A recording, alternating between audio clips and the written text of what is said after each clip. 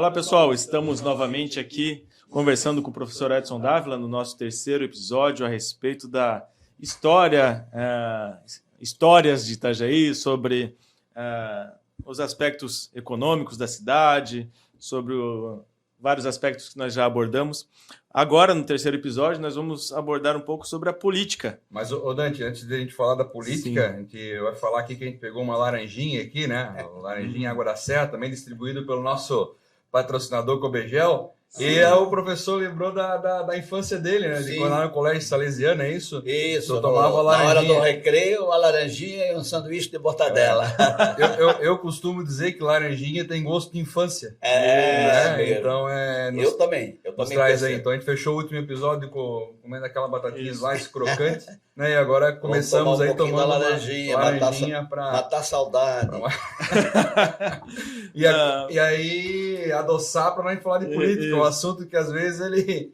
O professor Edson também, né, um agente político aqui conhecido da cidade, né, uma pessoa que gosta de política e serviu a cidade como político há muito tempo, né, e aí foi para o secretário de Educação numa época que houve essa mudança, né, onde foi proibido o refrigerante dentro dos colégios. Né? Mas não foi só proibido.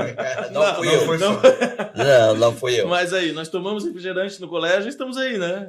Saúde. Exatamente. E tínhamos 180 dias de aula só, né? E não somos tão burros assim, né? Hoje nós temos 210 e olha, para essa rapaziada aprender tá difícil. É verdade. Professor... A gente vai ter que chamar... E cortando já, a gente vai ter que chamar o professor agora, com essa deixa dele, um episódio só sobre a educação. Sabe, a educação do passado e agora. Professor, nós estamos falando também da história, né? E agora a gente vai entrar na área da política. O professor poderia falar um pouquinho sobre os prefeitos da cidade? Quem foi o primeiro prefeito? A primeira Câmara de Vereadores? Como que foi esse processo? Quem sabe aquele que o senhor acha que foi o mais importante da cidade?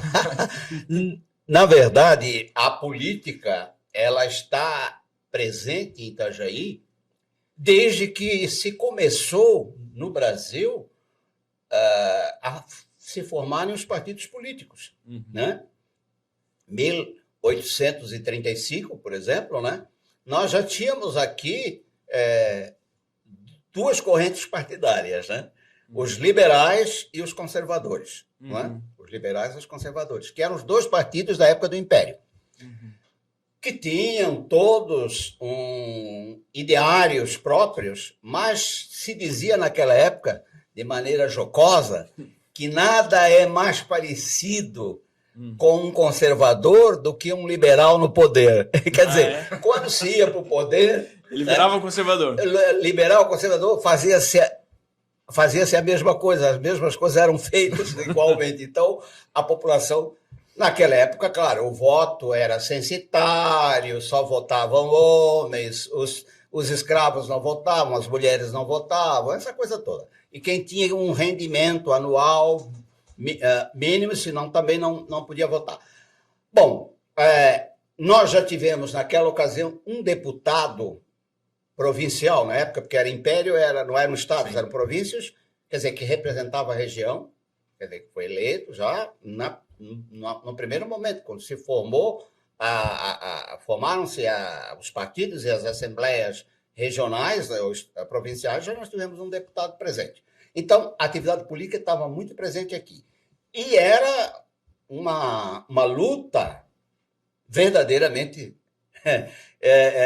de disputa, né? As eleições eram disputadíssimas. Sim. E... as tramóias 1000. Mais ou menos que não foi a segunda parte que você falou. Tanto quanto. Sim. E naquela época, a imprensa ela era muito livre, muito aberta. Não é? Então, se ofendia um, se ofendia outro, não, hoje não se pode fazer mais isso. Bom, um dado interessante da política de Itajaí é que as suas lideranças, as chefias dos partidos, estiveram sempre na mão de comerciantes.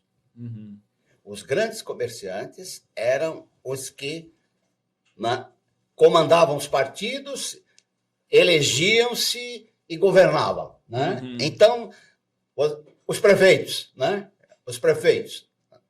Afora Eugênio Miller, que se elegeu, elegeu-se, mas depois não tomou posse por causa da Revolução Federalista, mas pela influência do irmão, que era Lauro Miller, né? Que era governador, ministro, tal. Então ele se elegeu mais por essa influência. Dali para frente, os prefeitos, na Velha República, e depois de 30, todos foram comerciantes.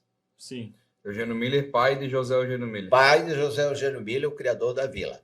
Então nós tivemos lá o Eugênio Miller, que se elegeu na primeira eleição do período republicano, porque antes da República não havia a figura do prefeito, só havia a figura da Câmara.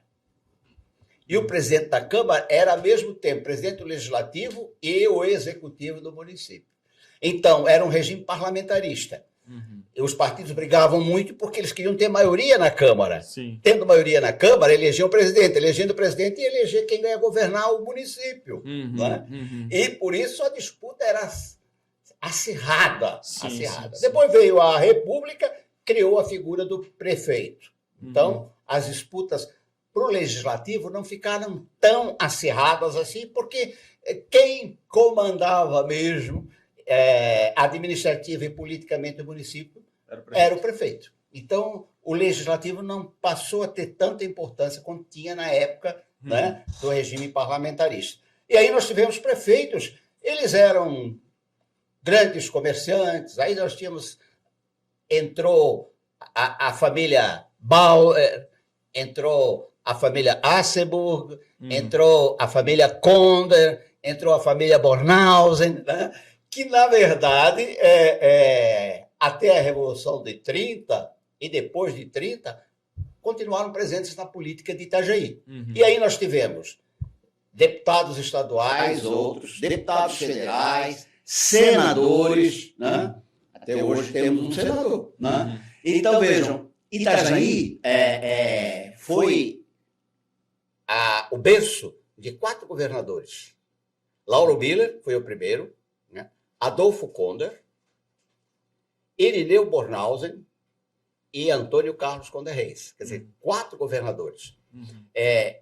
Os governadores moravam geralmente em Cabeçudas, né? Que era um bairro assim. E aí a imprensa da época da oposição chacoteava dizendo que era a República de Cabeçudas. Porque todo mundo vinha ali para falar com o governador, para pedir coisas. Então, a República de Cabeçudas. Né? E uma elite ali, né? Uma elite. Cabeçudas pegou essa marca de ser um bairro de elite por causa dessas questões. E também porque os ricos de Itajaí moravam lá mesmo. Né? Hoje não, hoje já está mais Bem, o preço que está o metro quadrado, só rico tem para morar lá, não vai mesmo. Mas a praia continua sendo de todos. A praia de todos. A praia de todos. Então, essa questão política. O interessante é que nós tivemos sempre em Itajaí, Dante, 2 correntes políticas. Uma corrente se voltava mais para destacar Itajaí para o exterior, para fora. O comércio, a exportação, aquela coisa toda. E outra corrente se voltava mais para o interior, entendeu? Isso lá no Império, depois na Primeira República e depois de 30 também se percebeu isso. Mas com a redemocratização do país, em 1985, fim do regime ditatorial e a nova Constituição, essa questão se perdeu, se diluiu um pouco. Mas sempre uma corrente de oposição e uma corrente de situação. Sim, né? sim. Agora, atualmente, o que eu vejo? Eu vejo assim, que está se findando uma fase de lideranças, né? Que hoje estão com 70, 68, mais de 70 anos. E que vai ter que ser substituída por novas lideranças. E isso aconteceu anteriormente em Itajaí. Nos anos 70, extinguiram-se as lideranças, não assim, né, por decreto, mas naturalmente as lideranças de Lito Seara, Paulo Bauer, Abdon Foz, né? Sim, sim. E aí começou Júlio César, Frederico, Arnaldo Schmidt e tal. Né? Sim. Aí, quando chegou no final dos anos 90, nova mudança, porque aquela turma, né, ela foi substituída por novas lideranças que chegaram, né?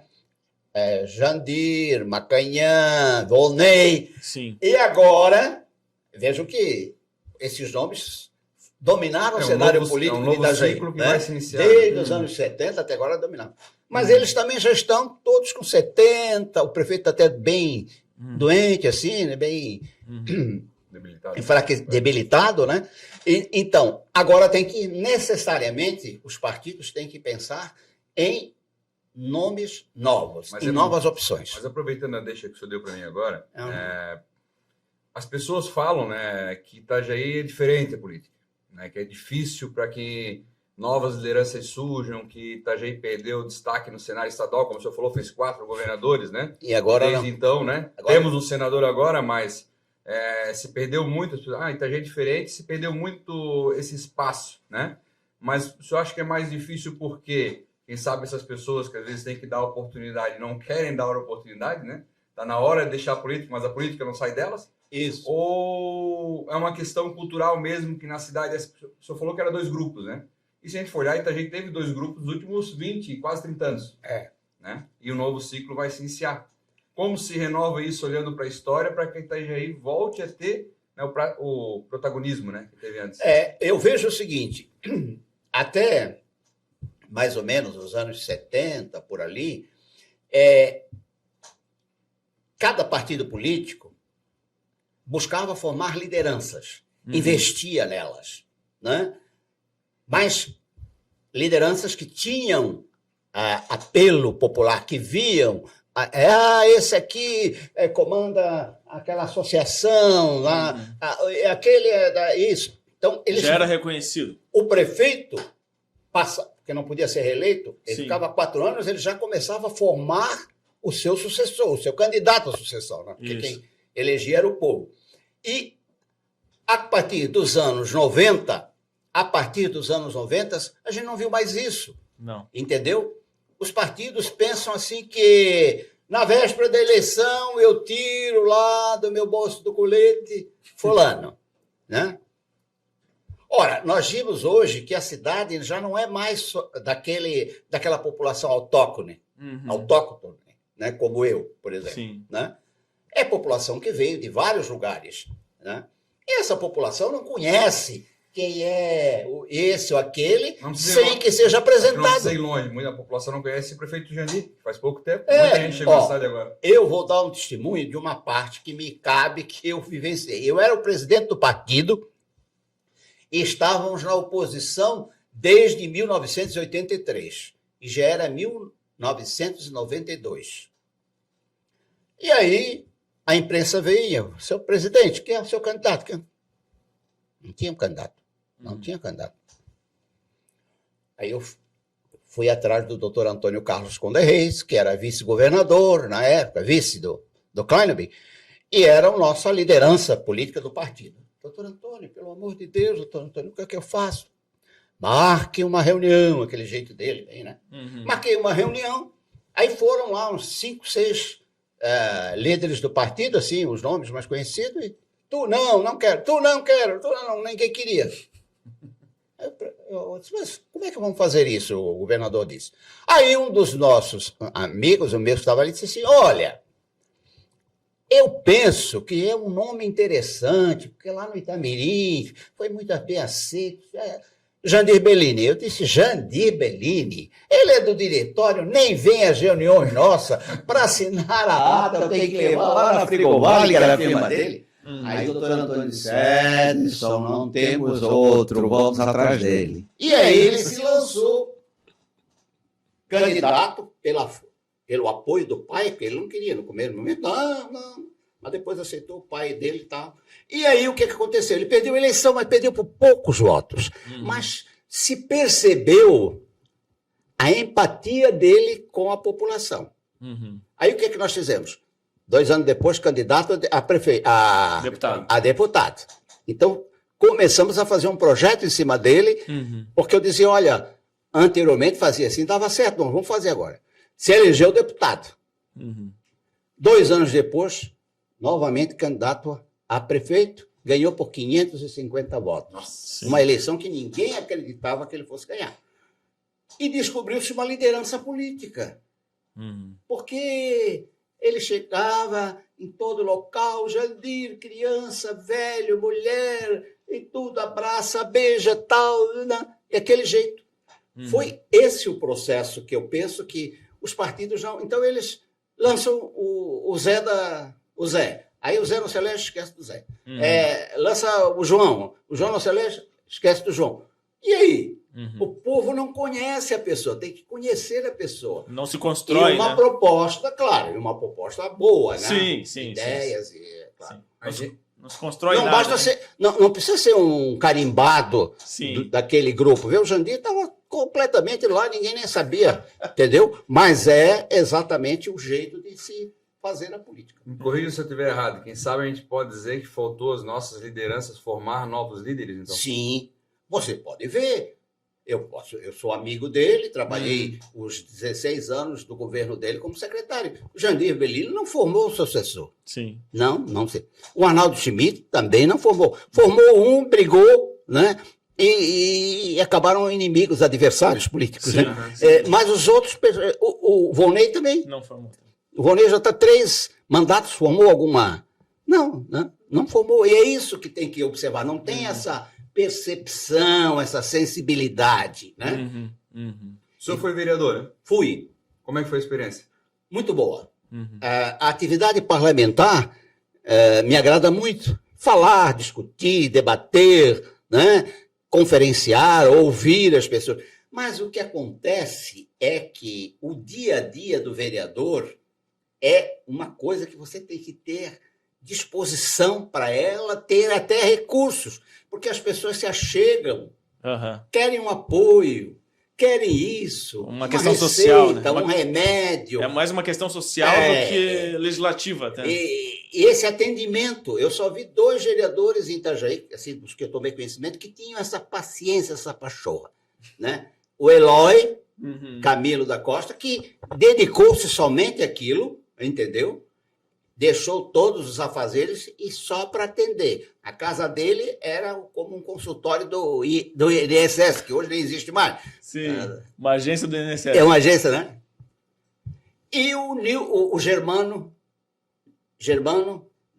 Vieira, pai do Nilson Germano Vieira, que também foi vereador. Lá na Bahia, na estrada de Brusque, com o seu Chevrolet lá. Seu Germano, a minha mulher está assim, vai ganhar um neném. Embarca, vamos levar para a maternidade. Seu Germano tem que ir a Florianópolis, porque vamos a Florianópolis. Então, essa disponibilidade que é preciso ter. E como eu trabalhava em 3 períodos para manter a família e não ia viver de vereador, que o que ganhava não dava para manter a minha família, eu fiz aquela experiência, gostei muito, mas vi que a prática não tinha como se casar com as minhas possibilidades, e aí eu não me elegia. Toda eleição vinha atrás de mim, prefeito Edson. Não, chega, não quero. Dê lugar para outro. Isso para nós, prefeito, o senhor nunca pensou? Não, aí é que está. Eu nunca pensei, porque, particularmente, eu nunca tive essa aspiração. Né? E depois é como nós falamos, né? O prefeito não diz assim, Edson, você vai ser o meu sucessor. Então vamos trabalhar, vamos construir, né? Não fez comigo como não fez com ninguém, né? Sim. Mas eu digo, mas não foi essa a razão, né? Sim. É porque eu gosto muito de estar junto no staff, administrando uma área e tal, mas cada um tem o seu papel, né? Cada um pode resolver o seu papel de uma forma, uma melhor forma, né? Hoje em dia, né, a tecnologia mudou muito a vida dos políticos, né? Isso. A aparição deles, eles estão todo o tempo em evidência. As redes sociais mudaram. O professor, imagine se na época de vereador existisse o WhatsApp, as redes sociais, a TV Câmara, né, onde a gente acompanha em casa as sessões, né, seria muito diferente. O professor tem acompanhado a TV Câmara, os vereadores, tem reconhecido ali alguma liderança que está surgindo? Eu quase não vejo televisão, né? Mas uso muito as redes sociais, assim, WhatsApp, Twitter, etc. Né? Então, eu acompanho. Né?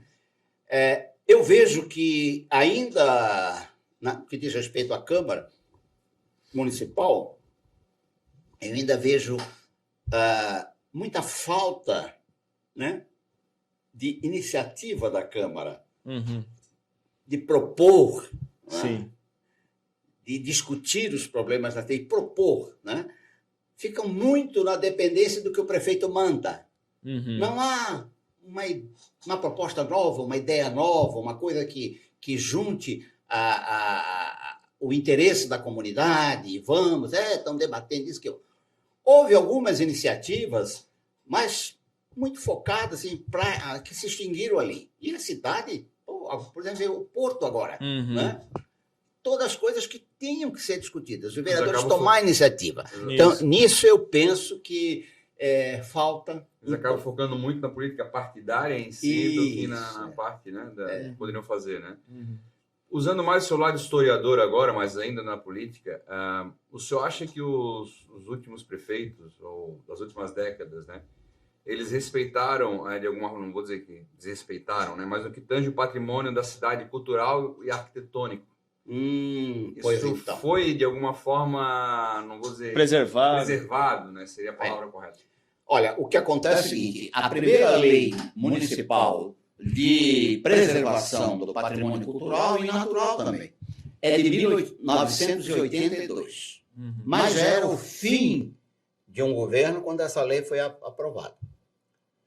O novo governo e os seguintes ignoraram olimpicamente. O município chegou a receber de empresa um patrimônio doado para eles e eles não fizeram nada e o patrimônio entrou em ruína. Era a única construção, Dante, de Itajaí em estilo enxaimel alemão. Olha. Perdeu-se. Qual era essa? Era a chamada Casa Gal. A Casa Gal foi construída... sabe aquele renque de palmeiras que temos ali na rua José Siqueira, no final da rua Indaial? Aquele renque de palmeiras era a entrada da fazenda do Gal. E lá, justamente onde está o Fórum Trabalhista, era a casa, que era terreno da prefeitura, porque a casa caiu, e eles, então, doaram aquilo para o ministro, a Justiça Trabalhista, e ela fez o fórum lá. Então, você veja. Em 1997, quando entrou um novo prefeito, eu fui integrar a equipe. E uma das coisas que eu coloquei para o prefeito era o seguinte: nós temos que pôr em prática a lei, prefeito. E ele tomou a decisão pessoal: não, vamos fazer. Então, o que é preciso? Primeiro, criar o Conselho Municipal do Patrimônio Cultural, que é o né, compor. E depois começaram o estudo e ver, né, quais são os bens que devíamos proteger. E assim foi feito. E os primeiros tombamentos aconteceram. Né? Igrejinha, Casa Balda, Casa Conda. Mas uma das coisas que a gente começou a sentir foi a pressão. Pressão política, pressão econômica sobre o prefeito. Sim. Entendeu? Proprietário que tinha uma casa que podia... né, e devia ser preservada, não quero tombamento, não é isso, você vai falar com o prefeito. Prefeito, segura, não, aguarda mais um pouco. E assim nós perdemos a Casa Howard, único exemplar que tínhamos aqui de estilo de construção alpina alemã, na Rua Brusque, onde está agora o Colégio Adventista. Uma beleza. Eu lembro. Tinha um alpendre na frente, todo de madeira trabalhada, uma coisa belíssima. Foi demolida no final de semana pelo proprietário. Tá? Aqui na rua 15 de Novembro, a Casa Miranda, também uma arquitetura, né? No final de semana. E assim aconteceu que mesmo com a lei, mesmo com o conselho, não é?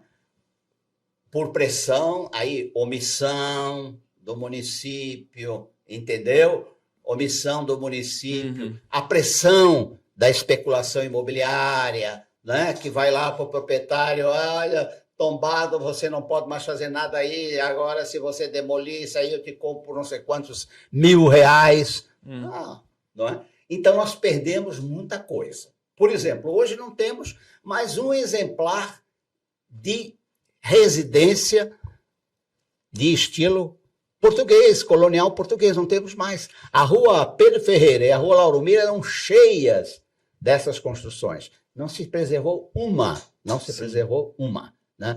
Então, é preciso vontade política do governante e é preciso resistir a essas pressões. Meu filho, você quer fazer aqui uma construção nesse local? Pega o seu dinheiro, compra um terreno ali ao lado, na rua de trás.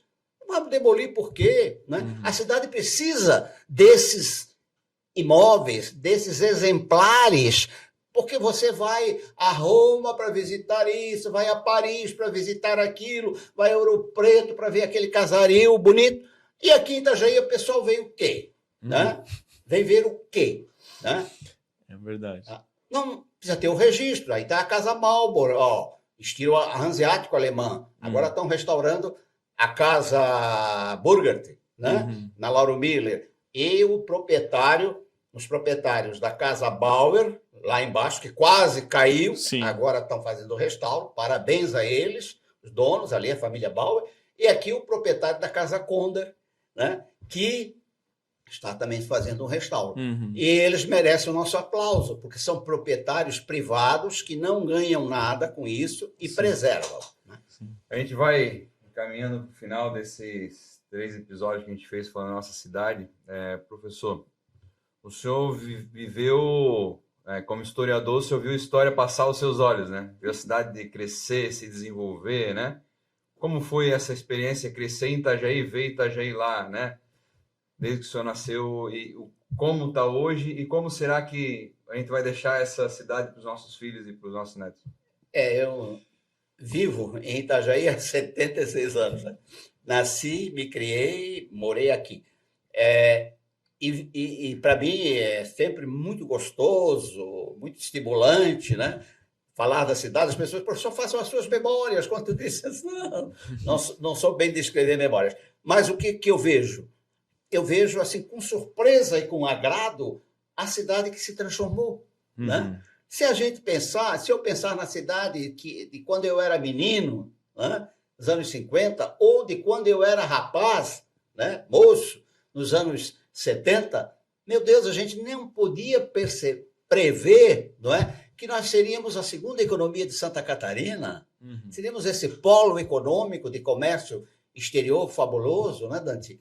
Uma universidade, que é a segunda maior universidade de Santa Catarina,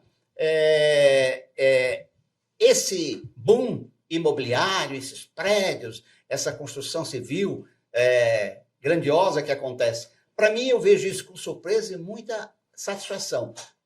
E vivi, fui testemunha ocular, não sou repórter mas fui testemunha ocular dessa transformação. Isso é muito interessante, porque a gente pode fazer as comparações, ver os ganhos, avanços, e ver também as perdas e o que podia ter sido feito diferente. Né? Só quem vivenciou isso, né, é que pode fazer melhor, não que outros não possam fazer, mas com melhor conhecimento de causa.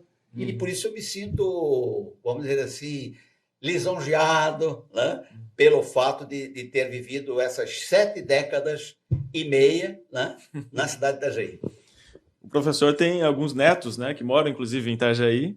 O que o professor passa para eles, né, que tem ali na faixa etária da adolescência, enfim? O que o professor passa para eles no sentido da cidade, assim, qual o ensino que o professor passa para eles? Eu sempre falo para eles, procuro mostrar as coisas da cidade, levá-los a ver, né, museu, igrejas, praças, etc., praia, rio, navio, porto, né? E dizer assim, olha, a gente tem que conhecer bem a nossa cidade, né, para poder gostar dela, né? para a gente, conhecendo, gostar na cidade. E que é muito bom morar aqui em Itajaí, porque o vô ouve, né, de pessoas que vêm de fora dizendo assim, que cidade maravilhosa, que cidade boa de morar, não vou mais embora, bebi dessa água, não volto mais para a minha terra. Então, eles aprendem isso.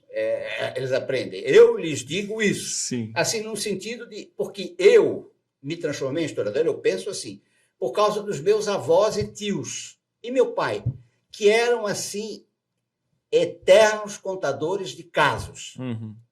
Da cidade, de fulano, de Beltrano, que casou, que morreu, que nasceu, que fez isso, que fez aquilo, entendeu?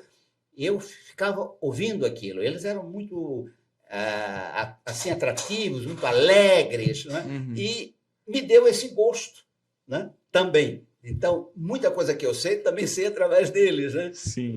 Porque meus avós nasceram no século XIX, no final do século XIX. Quer dizer, então, eles tinham uma experiência de Itajaí que eu não tive. Antes da gente fazer a última pergunta para o senhor, a gente vai agradecer as pessoas que nos acompanharam, né, durante esses 3 episódios, falando da cidade, que nos ouviram, que nos assistiram. Agradecer ao Dante por ter topado aí o desafio da gente iniciar esse projeto, que a gente está iniciando hoje com o senhor. Muito obrigado por ter apoiado a gente, de certa forma, aqui, vindo, né, para que a gente pudesse escutar suas histórias. Agradecer a nossa voz da consciência, Juliana Soares, que fica nos dando apoio. Nosso operador Helder, né? Isso, acertei. Então, agradecer a todos aí que nos ajudaram, né? E a você que nos ouviu, nos assistiu. A gente fica muito alegre, muito feliz, e virão novos episódios, novos assuntos para falar da nossa cidade, falar de pessoas tanta coisa que tem na nossa cidade hoje a gente não conhece, né? E através das redes sociais a gente acaba tendo essa oportunidade. É isso aí. Dante, antes de eu fazer a última pergunta, alguma... Complementando também, agradecer ao Jefferson pelo convite, ao professor Edson pelo pronto aceite ao nosso convite, e dizer que isso que estamos fazendo aqui hoje também é um registro histórico, né? Vai ficar nas redes aí e acessível às pessoas com o passar dos anos ali, e vão escutar e ver essas histórias, o que é muito bom. E também dizer que nós contamos com o retorno do professor Edson em outras oportunidades, né, porque são tantas histórias, a nossa cidade tem tantas nuances, tantas perspectivas, tantas situações, que um programa só é muito pouco para conversarmos sobre isso, né? Nós precisamos de vários e vários encontros. Agradecer, então, a todos que nos ajudaram, os colaboradores aí, pedir para que o pessoal acompanhe-nos nas redes sociais e se inscreva no nosso canal. Isso, como diz os nossos filhos, se inscreva no canal, toca o sininho, compartilha, dá o like. A gente vai aprendendo, né, professor? É o primeiro. Mas então, a gente fazer outra pergunta para o senhor para encerrar. Né? No alto das suas 7 décadas e meias que o senhor falou, se a tecnologia hoje lhe permitisse, a tecnologia avança rápido, né? Mas se ela hoje lhe permitisse mandar uma mensagem para o Edson Dávila de 10 anos de idade, qual a mensagem que o senhor mandaria para ele? Olha, a mensagem que eu mandaria é o seguinte, não é porque eu sou professor, mas é por causa da experiência minha. Claro. Aproveite o seu tempo de jovem, né? Estude, né? Busque se formar, porque é pelo estudo que você consegue avançar. A não ser que seja filho de um rico, tenha uma grande herança, mas isso é uma exceção. Porque essa foi a minha experiência. Né? E meu pai, que era estivador, não era portuário, tinha só a educação primária, de 1ª a 4ª série, mas era um sujeito antenado. Né? E ele, depois da escola primária, ele já encontrou um jeito de pôr num ginásio, era privado, pago, mas era o ginásio que tínhamos, e se empenhou até na universidade, sabia? Até na universidade. Ele é que me informou que em Itajaí estavam criando 2 faculdades e que eu devia fazer uma escolha, prestar o primeiro vestibular, porque eu sou aluno da primeira turma de estudantes universitários de Itajaí, não é? Antes da Univale. Né? A questão da... Então, eu vejo nesse sentido. Mas isso é um chavão falar nisso. Pode ser um chavão. Mas é uma coisa certa. Você estudando e buscando ser uma pessoa competente, então você faz a sua vida do jeito que quer, né? Professor, obrigado. Obrigado mais uma vez. Muito obrigado a vocês. E até a próxima.